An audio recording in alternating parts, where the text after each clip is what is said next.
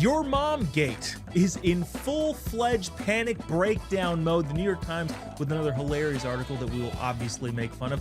The Irish elections, what does it say about the loss of the West? Also, we're going to talk to Savanah Hernandez, show favorite, fan favorite, about Bill Gates and his new positioning over quote-unquote climate change. Monica Paige has the latest from the White House, as well as whether or not this Halloween children are on the menu as they were in the previous administration. Trust me, that'll make sense when we get to that. All that and more coming up on this episode of Turning Point tonight.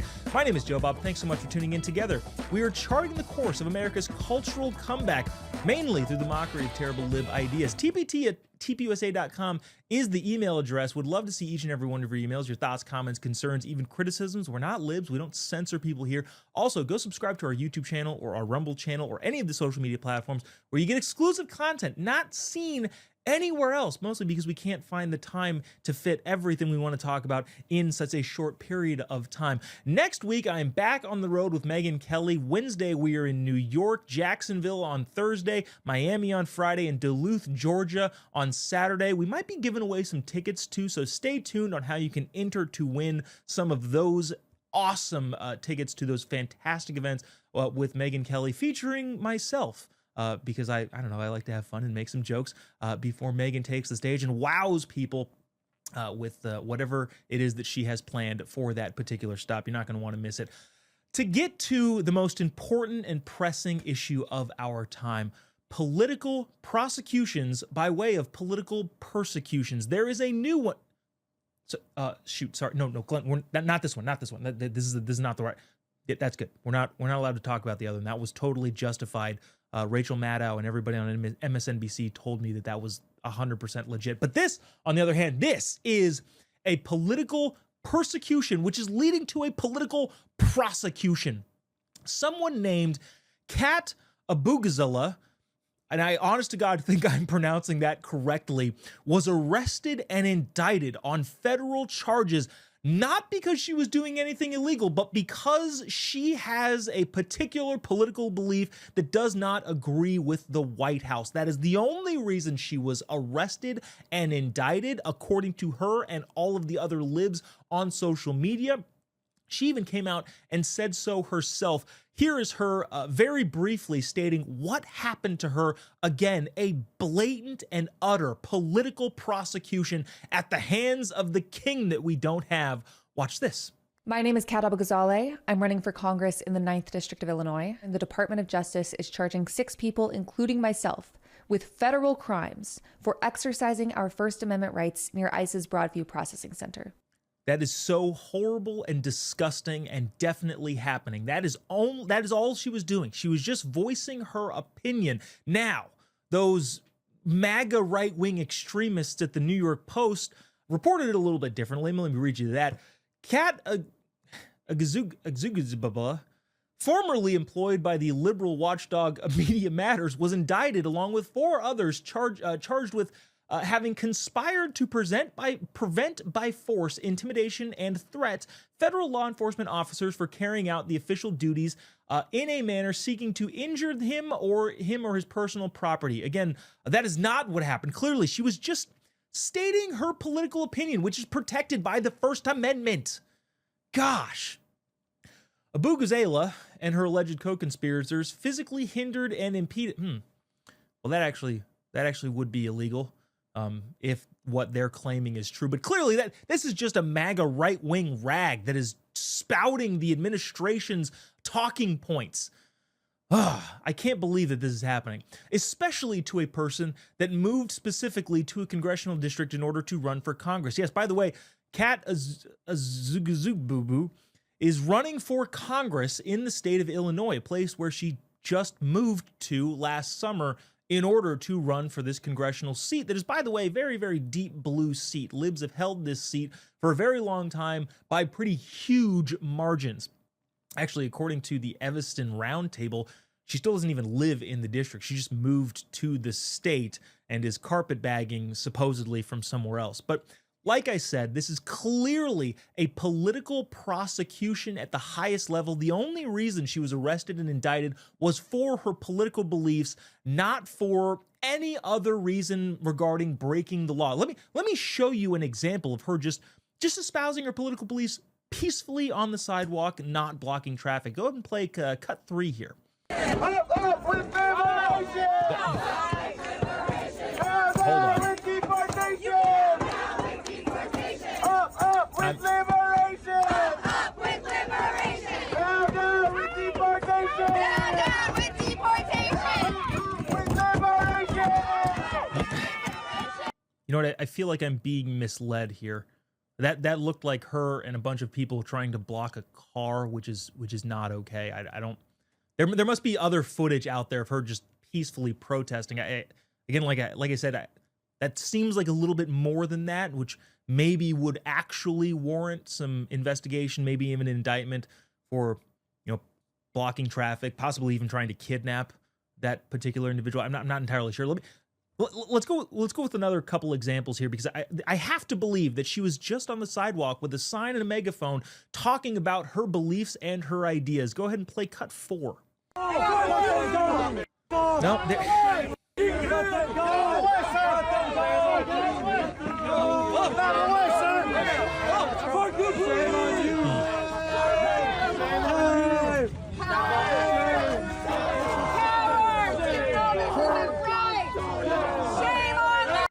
I think producer Glenn is playing some tricks on me. That clearly seems like she's trying to block traffic again. Maybe I'm mistaken. Maybe you're allowed to block traffic. Actually, we did try and go see if you're allowed to block traffic and as a form of free expression of ideas and public protest. And we went to the ACLU's website, the American Civil Liberties Union, and got what they've decided are the rules to protesting. And obviously everybody knows the ACLU is a right-wing MAGA extremist organization that clearly espouses all the beliefs of the president. Well, according to the ACLU's website, this is not necessarily what's on there right now, but let me read something else that's on the website. The First Amendment protects your rights to assemble and express your views through protest. However, police and other government officials are allowed to place certain narrow restrictions on the exercise of free speech. Oh, geez. Shoot. Well, this is a screen grab from the ACLU's website when it talks about how you're supposed to peacefully protest. And it says that, yeah, sometimes you might need a permit, but they're not allowed to deny you permits. But it does say on the ACLU's website, as long as marchers don't obstruct car or pedestrian traffic. Shoot. All right, this is getting real sticky here. The ACLU website also says police may not break up a gathering unless it's clear and a present danger of a riot, disorder, or interference with traffic. Huh. I'm figuring this out real time with all of you folks. It may seem like she was indicted for something that actually is illegal. Blocking traffic. In other words, possibly even trying to kidnap federal agents. But there's no way that she only did this twice, because clearly there has to be videos of her just standing on the sidewalk, peacefully expressing her ideas, which is not against the law and is protected under the First Amendment. I have to believe that clip exists. Glenn, can you play cut 2? There's her again in black. Oh, See, as you can see, the more you go around, the more you're going to find out. she was blocking traffic again. Does she know how to protest like the way the normal people protest? Like the legally protected way that the ACLU says is appropriate way to do, or does she only know how to block cars? Jeez. Well, considering the ACLU considers that a crime and everybody else with two eyes considers that a crime, what does she think happens to people who commit crimes? What if you're following the orders of somebody else and they're telling you to commit a crime? Have you committed a crime? Well, interestingly enough, producer Glenn found a clip of her weighing in on that very topic. Play cut 5. It turns out if the advice you're following is commit crime, yeah, that's a crime. Huh. So if people are advising you to commit crime and then you go ahead and commit that crime, then you in fact are committing a crime. There's a saying, there's an acronym. I'm not even sure what it means. It's a FAFO. And from my cursory understanding of what this acronym means is, well, if you do something that is going to warrant a reaction and then that reaction happens, well, that's just what happens to you. You know, the more we talk about this, the more it feels like not a political prosecution, not political persecution. It feels like somebody who clearly broke the law in order to get attention and Instagram followers is being held accountable for breaking the law. I feel like I've been severely misled, and I hope I didn't mislead you good folks at home who might have been led to believe that this is, like she said initially, just political prosecution and persecution. Unlike what happened to President Trump, which was totally legit and 100% he did all of the things and committed all the crimes that nobody could actually define, but he did them. He did do them. That wasn't political prosecution, but this is. I guess if you're a lib, I don't really know. I'm honestly very confused myself. Interestingly enough, while compiling this increasingly less compelling case of political prosecution, we came across a video that we actually played on the show, or at least had queued up on this show, of this very same lady, Abughazaleh, who was talking about what should happen to Kristi Noem or anybody that participates in enforcing the law. She was talking to Jen Psaki. We don't believe in silent letters on this show. And she said this, interestingly enough. Watch this, cut 6. I think Kristi Noem should have consequences. I think she should be tried at The Hague. What we are seeing from her operation are crimes against humanity. And if the response from ICE to people exercising their First Amendment right is to drive vehicles through them, is to shoot them, is to put a stationary gun on top of a roof, as we saw today, they shouldn't be allowed to operate. Okay, what I'm gathering here is this person is insane. What they're saying is that if you're blocking a car, you just get to block the car? That seems crazy. And of course, people are allowed to protect themselves, especially if you're impeding on them doing their job and they happen to work for the federal government. And the federal government is only enforcing the laws that Congress has duly agreed upon. But you're not allowed to do that? And if you do that, you should be tried at The Hague, which, by the way, not to throw shade at the people at The Hague, what is that really? Like, what even is that? Oh no, I've committed a crime that the International Court at The Hague has condemned me for. Ooh, scary. But if you're just following the law, I'm not sure how much of an international crime that is. You know, I feel like I've been duped. I feel like I've been misled. The libs all across the internet are claiming that this is political prosecution. And what I think we're finding together is that, well, this person repeatedly broke laws for which there are consequences. And suffering those consequences is not political prosecution. That's just the law. Now, the libs, I know we've sarcastically pointed to President Trump here, did effectively do all of the political prosecution. They charged him with a crime that was past the point of being able to charge him with that quote-unquote crime, and then didn't define the crime. And for some reason now they're saying anything that happens to them that are clear, we have video proof of them all doing all the crimes. This is all of a sudden political persecution or prosecution? I guess both. Seems odd.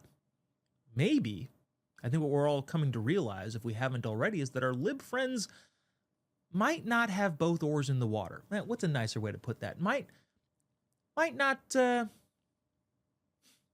be moored to the tether of reality. Lots of different ways to say that. Mainly being that maybe it is in fact that our lib friends who think this sort of thing and believe this sort of thing are clinically insane. Just a possibility. Not throwing any accusations out there, but maybe Abughazaleh is not actually just an innocent bystander who's being prosecuted for her political beliefs. Maybe she's a criminal who seems to allegedly have broken lots of rules. Huh. Fun fact. Interesting. Coming up next, speaking of a person who loves to document other folks breaking lots of rules, we're going to talk to Savanah Hernandez, who weighs in on Bill Gates' total reversal of how he views the climate crisis. Is it actually a crisis? Is stopping cow farts a priority of the utmost extreme? Or is it just a talking point that he's been pushing around for the last several decades? We're also going to talk to Turning Point's White House correspondent Monica Paige about Trump's trip to Asia and whether or not on the Halloween menu at the White House this year will be children. the last administration, unfortunately, pictured possibly Joe Biden thought that kids were edible. I'm not entirely sure. We'll break that down with Monica Paige. And of course, following that, your mom gate. It is a gate now. It is very, very serious. The White House press secretary hilariously responding to a HuffPost reporter with a classic, your mom. Find out what he said and how she responded. All that and more after the break. tpt@tpusa.com is the email address. Also, go subscribe to our YouTube channel where you get exclusive content that we just can't fit in this show here in real time, as well as all of the other platforms. Oh, yeah, by the way, we're at some point, keep your eye out. Keep your eye out. We're going to hopefully have ways that you can enter into winning some free tickets to the Megyn Kelly tour. We haven't set up that entirely logistically, but keep your eye out for it. It hopefully will be coming. All that and more coming up after the break. Don't go away. We'll be right back after this. Welcome back to Turning Point Tonight. We're together. We are charting the course of America's cultural comeback. tpt@tpusa.com is the email if you'd like to send us your thoughts, comments, concerns, even criticisms. We're not libs. We don't censor you in the email chain. tpt@tpusa.com. You can also talking too fast. Go subscribe to our YouTube channel where you get unseen, never before seen content that we just can't fit into this show.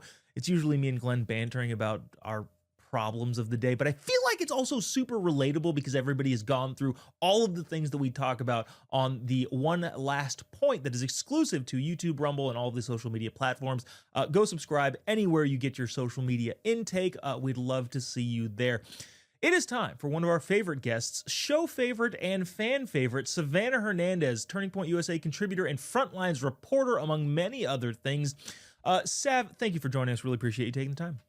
Of course, Joe Bob, this is the most serious part of my week as we do this very hard-hitting news analysis. So very grateful to be here, as always. Before I caught the sarcasm when you said this is the most serious part of my week, I was about to warn you, this is what you should really reconsider the way that you structure your week, especially if this is the most serious part of it.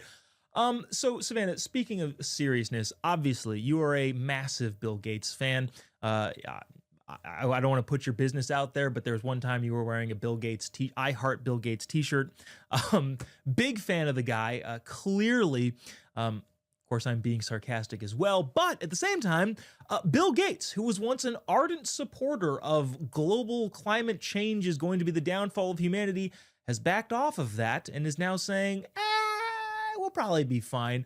I want to play this really quick clip of Bill Gates prior to this. I believe this is 2019 with Fareed Zakaria, in which he's talking about the devastation that climate change will wreak on humanity. Will we survive? Watch this. How great a problem bovine flatulence is. Nobody knows how to get rid of Know how to get cows to stop farting. exactly our burping. And so there is artificial meat, but that's at a very early stage. If it was a 50% reduction, then you could ignore, okay, leave the cows alone. But because we're trying to avoid the temperature continuing to go up, you do need to go to zero. Now, Savanah, you know as well as I do, that is a number one kitchen table issue, how to stop cows from farting or burping, and then alternative meats there. Where in your hierarchy of people who were very annoying has Bill Gates ranked, especially with all the crazies that you deal with in the protests, talking about this climate change, whatever.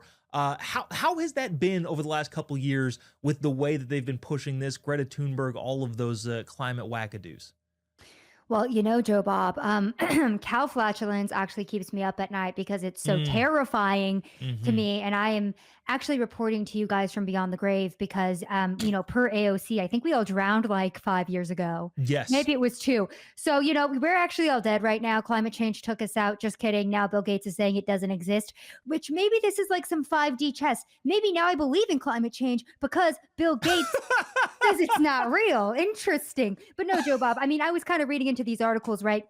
And it's funny because he's basically going to be pivoting to focus on disease and poverty. So for me, I've kind of looked at this and I'm like, okay, so I kind of feel like Americans are not really falling for the climate chaos anymore, right? And all of the fear mongering surrounding this topic. So now we're pivoting to something a little bit more effective. I mean, we all saw how easily everybody kind of gave up all of their rights as soon as COVID-19 was released, and how, obedient everybody was, how everyone kind of just fell into line with all of these crazy things. And if you maybe spoke out and were like, hey, yeah, I don't know if I want to get kicked off of this flight because my 2-year-old's not wearing a mask. Could we maybe not do that? It was like, well, why are you trying to kill everybody? So, I really do think that what we are seeing now is Bill Gates, because, like, let's be honest, he is the Dr. Evil of our time, is simply viewing climate change as not as effective in controlling and manipulating people. And he's like, okay, disease, much scarier, much easier to convince people not to have children or good lives by telling them that they're all going to die from these diseases with a, potentially a 99% survival rate. So I feel like that's why we're seeing the pivot there. Well, so I feel like you've answered my next question in what you just said, or at least I feel like I can tell where you're going to go with this. Do you think that he changed his mind, or was always kind of going down this rabbit hole of like, this is going to kill humanity, and in the back of his mind getting like, this is not going to actually kill humanity? Like, what do you think happened here? Actually, before you answer that, let me play this next clip. This is him today. So we saw he was trying to eliminate cow farts in order to lower the temperature because that would have helped for some reason. Now he's saying stuff like this. What cut to? Not just everything should be solely for climate. Wasn't the goal here to improve human lives? Climate is super important, but has to be considered in terms of overall human welfare. I'm actually sorry, Sav, that for some reason producer Glenn put in a clip of Kermit the Frog dressed as an old white man for Halloween. But same question. Do you think he always knew that this wasn't going to be a big deal, or is now kind of going, like you're saying, going into the next new thing? Yeah, I think he's kind of, look, I'm going to be honest with you, Joe Bob. I mean, he really did fund a lot of experiments regarding the climate change controversy. Oh my gosh, I can't even talk today either, Joe Bob. You started off our segment mumbling, and now it's like rubbing off on me. I don't know what's going on. Anyway, sorry, Bill Gates is just, I'm so scared about climate change. I can't even think straight. But this man really did fund a lot of experiments, going all the way to spraying chemicals into the air. This was called solar geoengineering. They were basically trying to block out the sun. So this is a legitimate thing that he was trying to do. So I do think that there was some truth to him trying to, I don't know, honestly, Joe Bob, I think that this man just has a power. He's on a power trip, and he's like, okay, what can I do to try to control things that are clearly out of my control and that I should not be touching or messing around with? It was climate change. And again, he kind of is, put that off to the side. It's not as easy to manipulate people with it. Maybe the experiments didn't go as well as he wanted to. So now he's pivoting to disease, which, as we have seen, Joe Bob, can very easily be manipulated and then released out into the public. So that's kind of my viewpoint on all of it. Well, first of all, I want to apologize for the mumbling. It feels like I might have been contagious, but it also might have been that wet bat that we both ate from the Wuhan Food Institute. Do we have COVID-20? Are we patient 1 and 2, 0 and 1? How does that work? Yeah, I don't exactly know. But Sav, so you also, have made a great name for yourself interviewing people on the streets. We've talked about the Omni cause, right?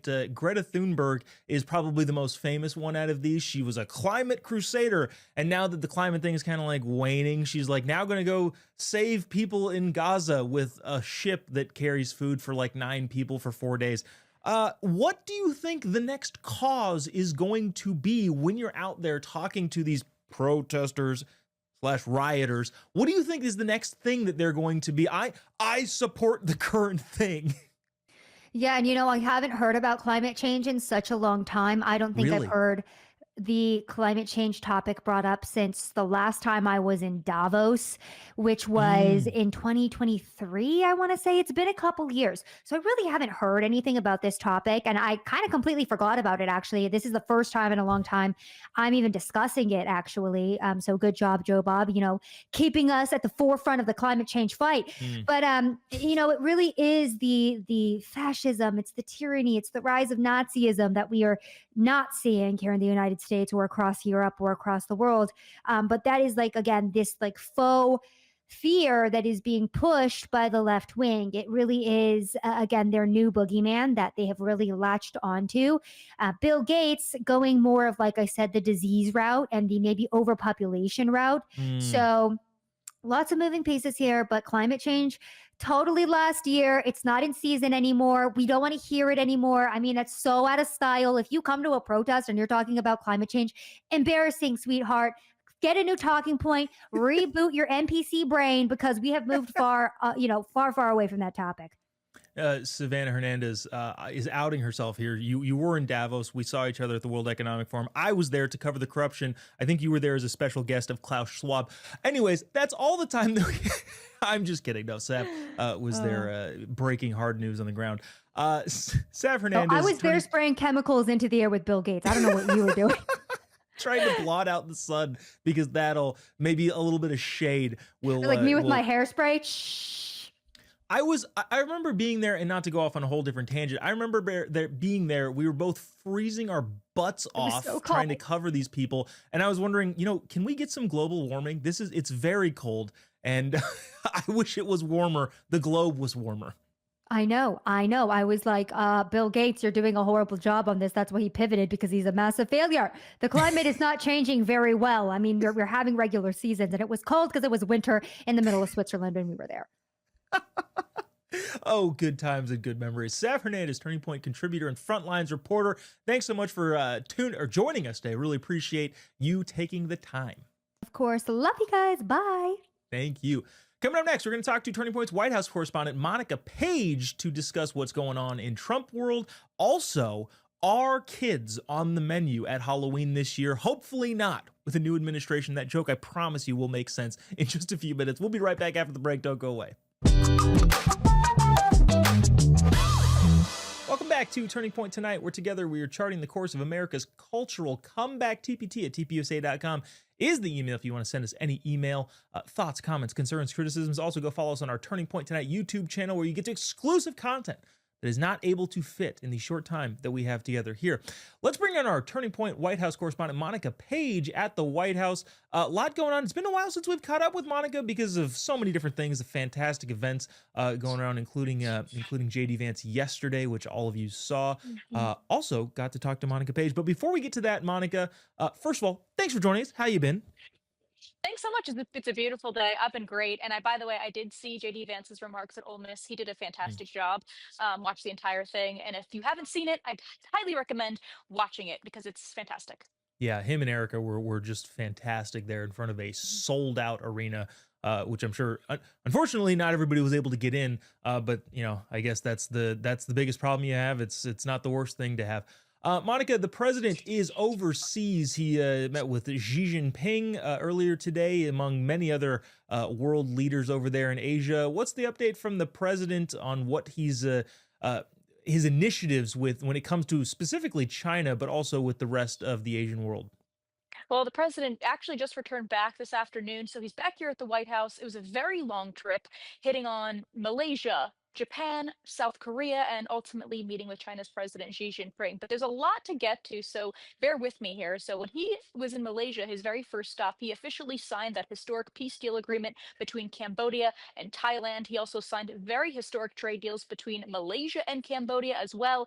He helped establish a trade framework between Thailand and Vietnam. And also when it came to critical minerals, which kind of was like an underlying theme during this Asia trip, was critical minerals, these rare earth minerals and these rare earth materials that actually we use a lot of in iPhones, laptops, and even our military equipment. So that was kind of an underlying theme aside from trade, tariffs, and obviously bolstering relations. So a critical minerals deal with Thailand was also secured. His second stop was in Japan, of course, bolstering that relationship with Japan's new prime minister. Of course, they welcomed him with open arms. I'm sure you've seen plenty of clips on social media about that. She's going to gift Washington, D.C. 250 cherry trees. And of course, our fireworks here in Washington, D.C. will be from Japan as kind of an homage to the country and our relationship with it.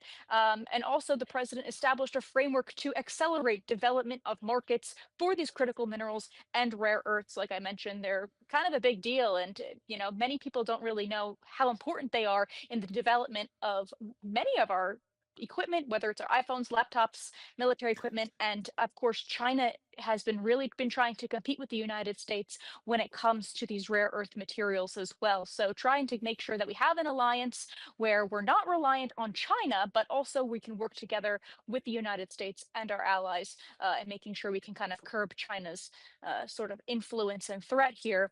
But the president returned back to the White House with $900 billion in investments between Japan and South Korea. Now, these investments will support our infrastructure here in the United States. They will be constructing nuclear facilities. They're also going to help shipbuilding, data centers. These will all create jobs.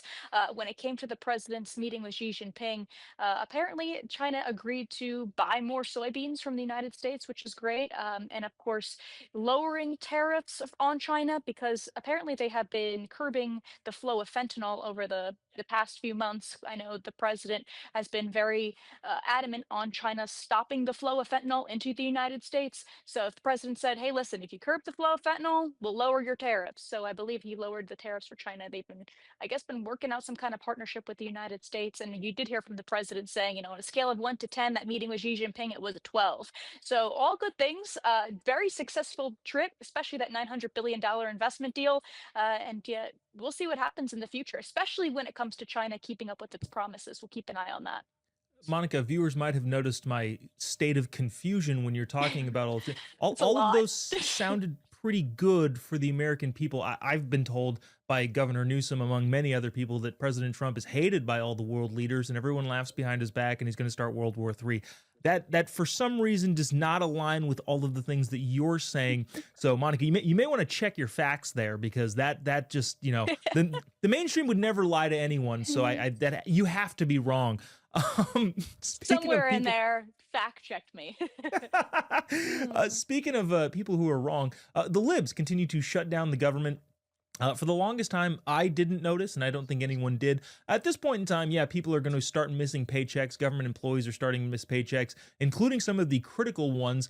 You actually got to ask the Vice President of the United States, a friend of Turning Point, obviously spoke at last night's event, a question about whether or not travel is going to be impacted, especially around the Thanksgiving holiday. I want to play that clip from you and then get some thoughts after the Vice President speaks.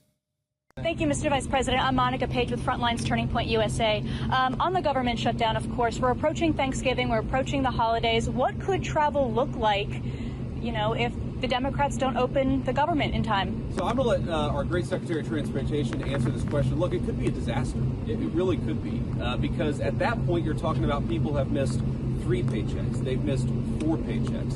How many of them are not going to show up for work? You take the TSA lines that are already too long, even right now, and say half of those people don't show up for work, not because they're not hard workers or good people, but because they've got to find a different job to feed their families. What happens when the security lines are not an hour long, but they're 4 hours long? What happens when pilots start not showing up for work because they're so focused on paying the bills, they can't fly the plane safely? That's going to lead to massive delays. We want people to be able to get home for Thanksgiving. We want people to be able to travel for business, to make this entire engine of commerce work. We want the aviation industry to work.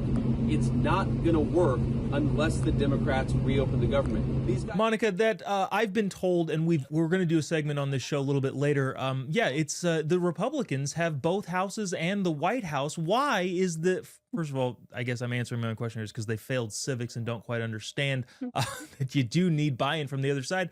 But what did the Vice President's answer there say to you? Obviously, he's talking about the tangible specifics behind this, but broadly speaking, how much does it feel like this administration wants to get the government open and just can't seem to find any help from our lib friends on the other side of the aisle? Yeah, I mean, not just from the answer to my question, but when I'm hearing, his opening remarks in general and answering some of my other colleagues' questions as well, he's very serious about this. I mean, this is a big deal. And you didn't just hear from the Vice President, you heard from obviously Transportation Secretary Duffy as well, and other members of his team that just met behind closed doors this afternoon. they're very serious about this. The Democrats need to come to the table and negotiate. They need to talk. The JD Vance compared them to like little kids. They're throwing fits when it's their fault. They need to vote on this. They voted to shut down the government, what, 12, 13 times?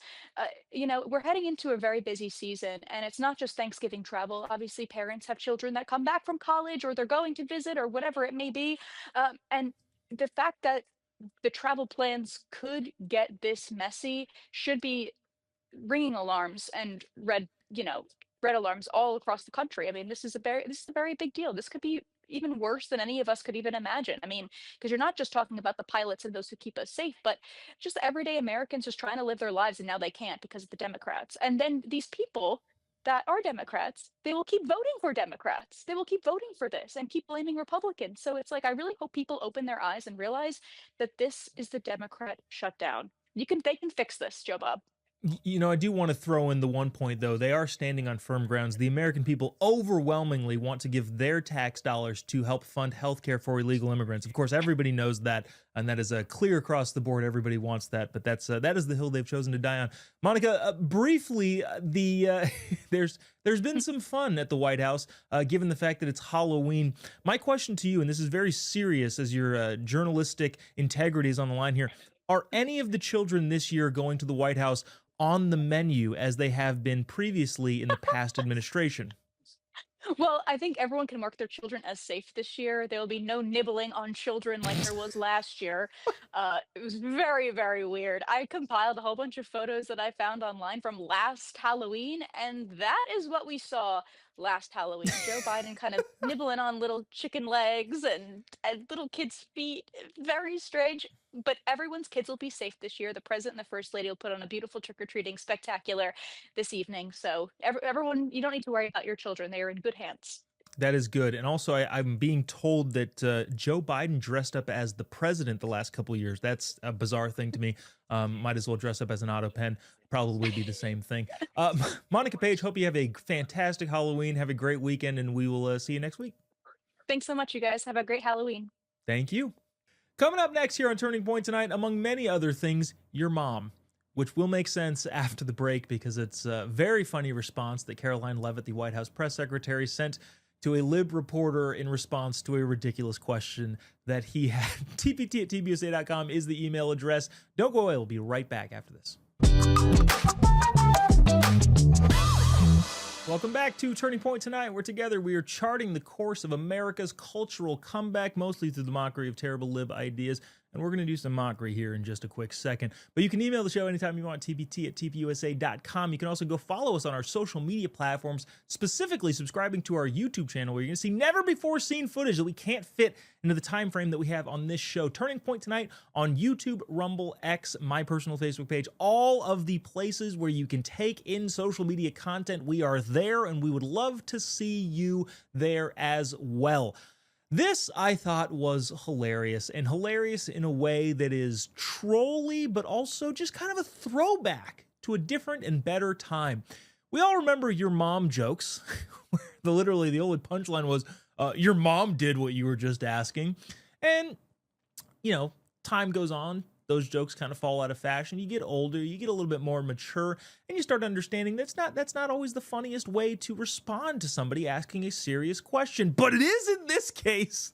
White House Press Secretary Caroline Leavitt hit a reporter with a fat "your mom did" in an exchange in a text message stream that was made public earlier last week. And then, the only reason we're bringing it to your attention now is the New York Times did a whole entire piece on the victimhood of this reporter that was so cruelly hit with a fat "your mom" joke from the White House press secretary.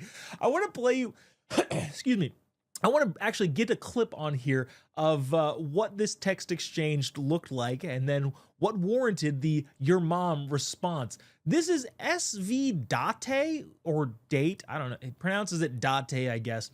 But he's a reporter for the Huffington Post. He's been at the Huffington Post since President Trump's first term, came on board in 2016, said this: Is the president, this is a text to Caroline Leavitt, is the president aware of the significance of Budapest? In 1994, Russia promised in Budapest not to invade Ukraine if it gave up the nuclear weapons it inherited from the Soviet Union when it dissolved.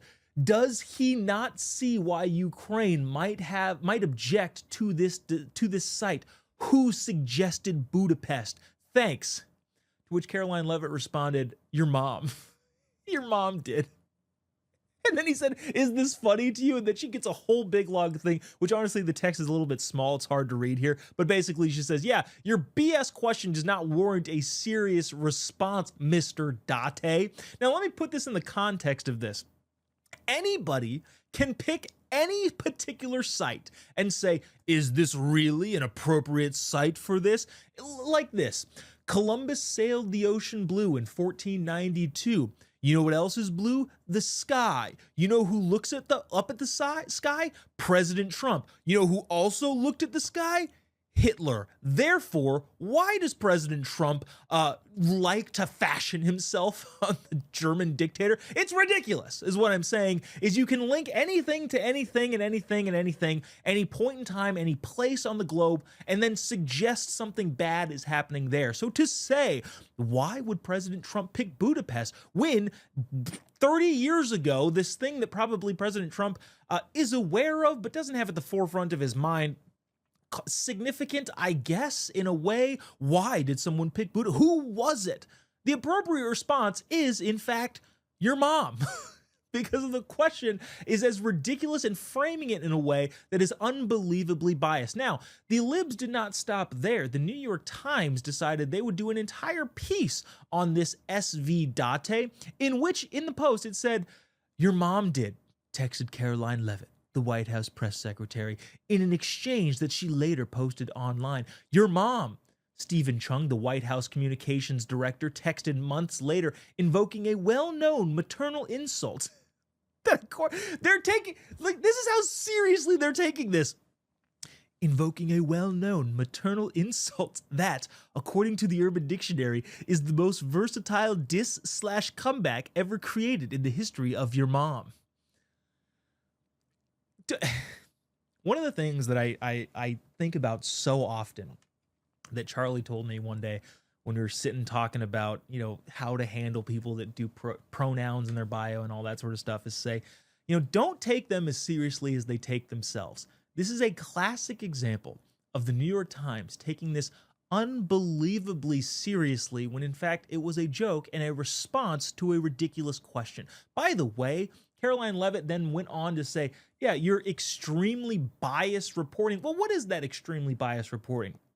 Well, a couple headlines from this guy recently, too, not spanning through the litany of his journalistic career, said, however scared you are, this is a headline written by this guy, you're not scared enough. Trump equates Trump to an unchecked autocrat defying the Supreme Court, dismissing immigration concerns, and calling them invaders, which is true. Also, he has not dismissed the Supreme Court, defied the Supreme Court. That's actually a big thing that we've hit on this show. If, in fact, he does defy the courts, it'll be the first. This guy also wrote a piece surprised Trump is destroying history, and that was recently talking about the White House.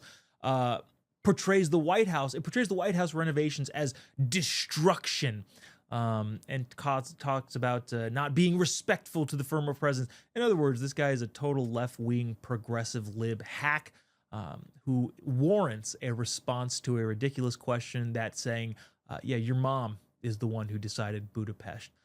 Which is hilarious, and I appreciate the administration for deciding to fight ridiculousness with humor. That is the best way to go forward. We don't have a ton of time to dive deep on this, but I really wanted to get this on. Ireland had its presidential elections. Conor McGregor at one point was running, who I thought that would be really interesting. I have a photo with the future president of Ireland. He has since dropped out, obviously, but they elected a super progressive lady, in which we probably have to take a look at what is actually going on in Ireland. Ireland, like many of the failing Western countries that have let an inordinate amount of people into their country, is now 20% foreign born in Ireland, of all places, which is crazy to me, but that's just how they're doing things. And because of that, they have elected, because, well, certain people can now vote in Ireland that couldn't in the future. They've elected somebody who says, yes, this is a great idea. There's so many things to be said here. We don't have a ton of time to get to it because I want to get to our hilarity later on in the day. But the fact that Ireland is going by the wayside by letting in a bunch of foreigners who don't share the culture, don't share the Western values, and promote, stuff like this in the streets is scary and worrisome. And unfortunately, someday you'll possibly, well, let me tell it this way.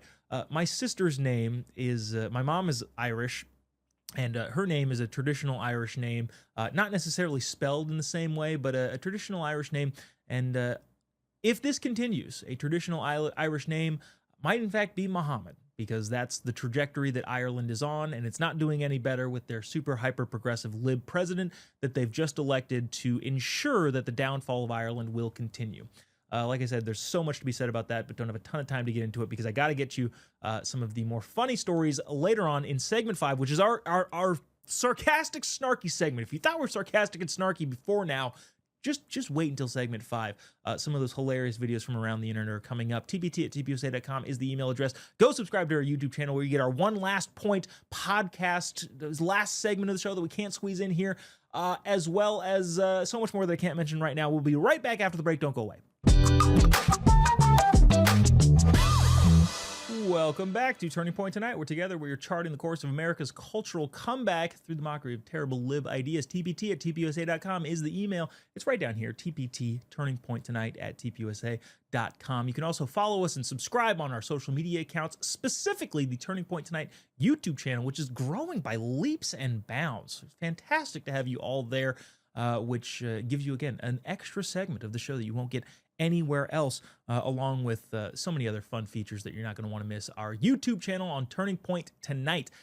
Now, we've all been hearing about the utter terribleness of remodeling. I think we've generally deduced the White House remodel and the libs being so in a panic over it because none of them have ever had blue-collar jobs. They don't know what construction is. They just like, well, hold on. The house is just there. Nobody builds it. Nobody has to, like, tear anything down. Nobody has to grade land. Nobody has to frame a house or put up shotcrete or concrete or a drywall or put in vanities and bath. Nobody ever does that. It just exists. It just, you pick the houses off the house tree and then, you live in them. But that's what we've deduced this down to. But interestingly enough, ABC News has an ABC Ipsos poll that came out that says something I think hilarious. After weeks of badgering and talking about how terrible it is and lying about the construction at the White House, ABC News finds that a majority of Americans don't agree with President Trump putting in a ballroom at the White House. In other words, after an unrelenting campaign to say this is the worst thing in the world by the compliant media, lo and behold, the American people are like, I don't know, people have been telling me this is the worst thing in the world, so I guess, sure, I think it's not a good thing.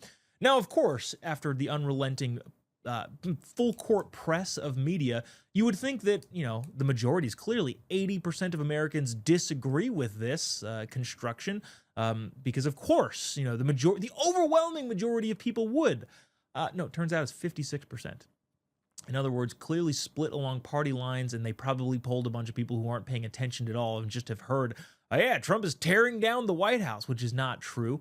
In other words, yeah, they decided to push a narrative, and this should be a wake-up call to all of us. It apparently has worked, at least to some extent, not nearly the extent that I think they were hoping for, but it is points to the fact that the media still lies, and they understand that there is a value to them lying because, clearly it's represented in this poll, not nearly in the gravity of which I think they probably hoped it was. But all that says to us is keep charting the course, keep being the pathway forward to dispel the lies of the libs. And speaking of lies of libs, this is our final video that we're going to play today. This is, I think, hilarious. Now, this congresswoman talks about a point here, a poison pill, why the shutdown is continuing. And the reporter then asks, what poison pill are you talking about? Let me know if you think she knows what she's talking about while we watch this together. Check this out.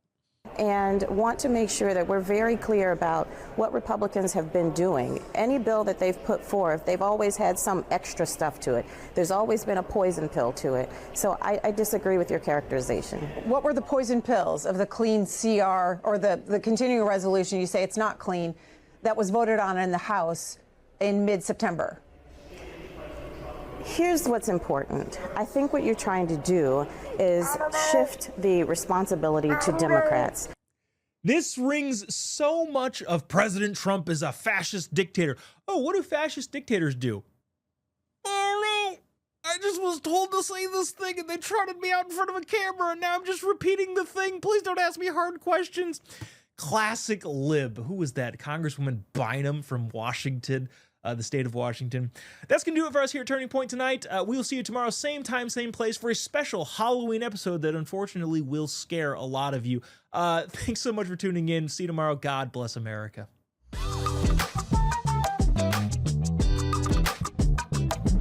It can be taught, it should be taught, and it will be taught. It's one last point. We've been talking about whether or not frugality is like learned or it's an innate trait or what it is. And this is also on the back of I like talking about something, and I think we've generally not run out of time. There's no time limit on this, but once it gets to 15 minutes, it's like, all right, we probably should cut this off and do something else. But the last time we joined you on One Last Point, I was making the point about a very interesting car buying experience, which I thought was, well, pretty indicative of how many car experiences often go, unfortunately. And I think part of that was then saying, yeah, we bought this car in cash, and that's not a flex. That's just a kind of an insight into how my wife and I live frugally. We've got enough cash to buy a car. I talked about, like, I think I watched a Dave Ramsey video in college, and he was like, yeah, buy a clunker. Then, next step up, buy the next clunker. Then just keep buying cars in cash. So that's what we've done. And it got me thinking, I've always been like that. I think I told producer Glenn on the last episode of One Last Point that I still have the first dollar that I was ever given. And it's in this blue little zipper type envelope thing, which I also still have. And that was in my sock drawer growing up. I just, every dollar I ever made, earned, was given, went into that. And I don't know, I've always been a saver. So I was curious, like, is that something that you're just born with? Like, how does that work? And so I decided to look into it a little bit, and turns out, not really. I don't want to bury the lead here. Yeah, it turns out not exactly something that you're definitely born with. There were two different studies that came up. One from the Journal of Consumer Research, which obviously they would want to know whether or not frugality is a learned trait or it's innate and you're born with it. It turns out the heritability, maybe that's how you pronounce that, is estimated between 20 and 30%, with the conclusion being that it's actually mostly environmental causes that make somebody either frugal or not. There was another study in 2011, that first one was from 1999, that effectively did the same type of thing and found that it's about 25% heritability, and then also another 30 to 40% tacked on with upbringing and family environment, and then the rest is like unique experience. What builds a frugal person? What builds a person that is a saver as opposed to somebody that just spends their money willy-nilly? Ultimately, it is about 25%, about a quarter of you is inherited through genes or genetics, whatever you want to call it, that impacts your decision making as far as, at least in this particular case, frugality and financial experiences. But I thought that was actually a good thing, in my opinion, because to me, a quarter of you being born frugal, which I think I probably have to have had that quarter, like that's all, that space is taken up. But that also said to me, okay, well then 75% of it is learned. Like 75 can be taught. People can be taught. In this particular case, frugality and how to manage money and that sort of stuff, but also just like politics, right? If what you inherit in the way that you think about things is biologically only about 25%. And I recognize this is kind of like a soft science and people are kind of guessing at this. But if that's the case, and that's what the research has come to the conclusion of, then to me that says, okay, well, 75% of the personality then can be taught specific things that are good or bad, right? You can go down either path, and ideally, obviously, you teach somebody how to do the good portion of that, which is save financially, which is to be frugal, which is, how to conduct yourself on a financial platform, but also, I guess, also then a political and lifestyle platform. That to me is good news. I think the more of you that is able to be taught and guided in the proper direction, now obviously assuming that proper direction guidance exists, the better, because I don't know, if you were to tell me like 90% of the human personality is already like set in stone at birth, that's kind of concerning, honestly. And there's really nothing you can do to move the needle. But the fact that there's this much leeway space, again, allegedly 75% of the person in this particular example is, learned and taught and molded by experiences and family environment and all that sort of stuff. That to me says there's a lot of ability to move the needle one way or the other. And to me, that's good news. Producer Glenn, I'm curious, do you think, I honestly gotta think that, well, if I look back on my family, my grandparents were super frugal. I had two sets of grandparents, like everyone does. I've got the immigrant grandparents immigrant grandparents are as frugal as frugality gets, right? Like find an immigrant grandparent, doesn't matter from where, like if they're from Samoa, like my grandparents, or like Eastern Europe or Africa, anywhere that you come from, if you come into this country, you are the penny pinchiest person in the history of the world. I remember my grandma, Glenn, well, in some cultures, in Polynesian culture, you do a money dance, right? You do a siva at a wedding. You dance and people throw money at you.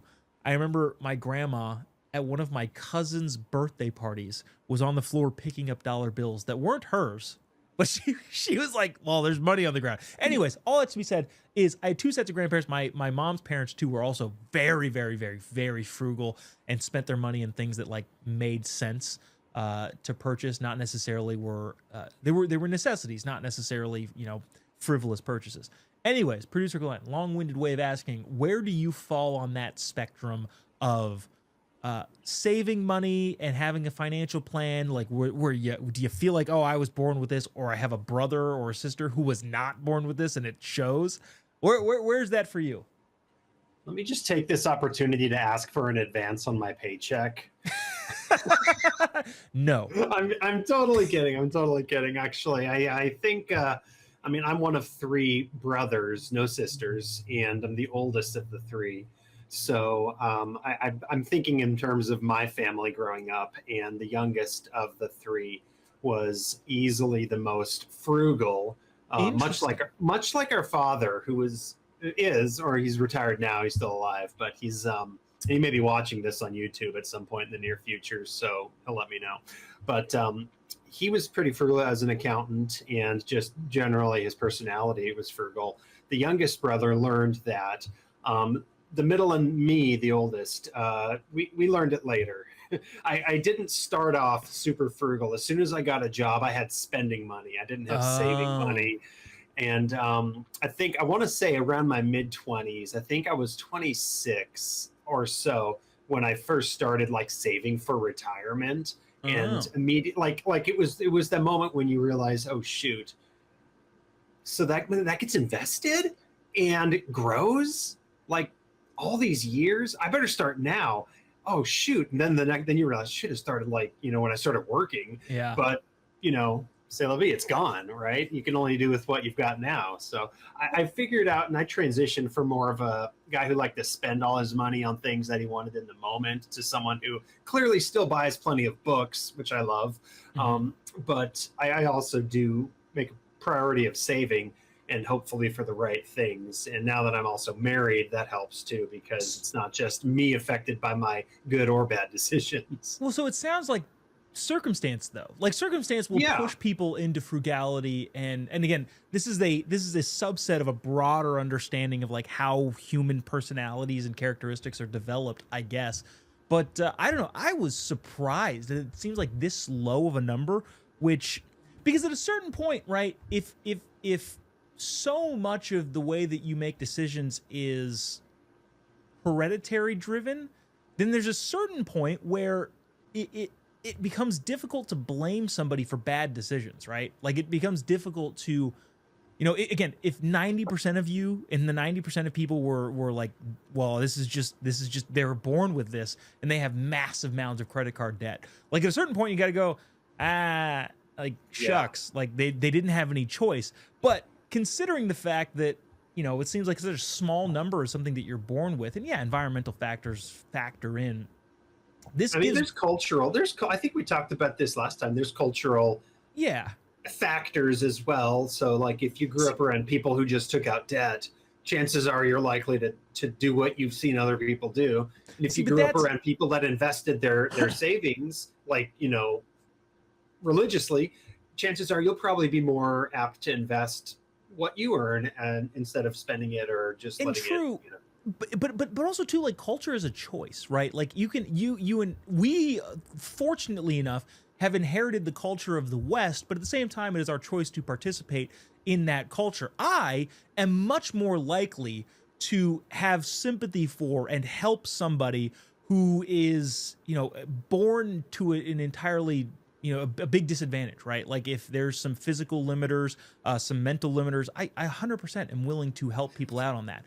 I'm not easily willing to help somebody out who made a choice that makes it more difficult for them to help themselves. In other words, like if you got a big face tattoo and you're like, shoot, I can't find a job. Like, I don't know how much sympathy I have for you because of that choice. But again, if you're physically deformed in some way, shape, or form that doesn't allow you to participate in the workforce, I much would rather help those people through our church community as opposed to the government. But I'm willing to help you, right?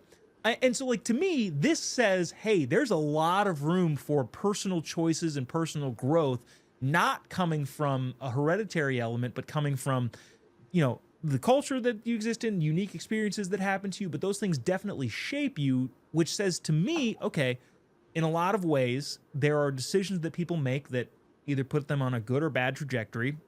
Yeah. And honestly, it's really none of my business, but I don't particularly have a ton of sympathy for people who make decisions. Now, again, that there's obviously a much bigger conversation of redemption there. Like I'm totally a fan of that. And I think, if you can acknowledge that you've made some poor decisions, in this case, financially, but, other life decisions, I am 100% willing to help people who are on the pathway to redemption. But for people, especially in our political system that are like, well, this debt just happened to them because of the way that they are. Like, not really buying that argument, really. No, I like the data that you provided. I mean, granted, it's from a soft science, so it's hard to say. Yeah, it's hard to tell specifically, but I mean, broad strokes. These are all learnable things. It's not something that you are, fated to experience throughout your life. If you look and you say, wow, I'm making poor financial decisions, and you see someone who shows you a better way, you can learn the better way. You can change your trajectory. You can do the Y refi and get yourself fixed up, right? Yeah. And you're off to the races, Plenty of people go from rags to riches and vice versa, because they started off one way and at some point changed their trajectory, whether for better or worse. So, I mean, I like that that's the case, because, I mean, if I was bound to spend money the way I did when I got my first job at 18, like, I don't think we'd have ever met, because I wouldn't have been shooting super high to do anything. Well, I guess the thing that I often forget, Glenn, and I think we'll just end on this, but I had forgotten about white privilege. That's actually the only way that you can gain any sort of momentum in life. It's for some reason, people believe your skin color. So there's that. Obviously.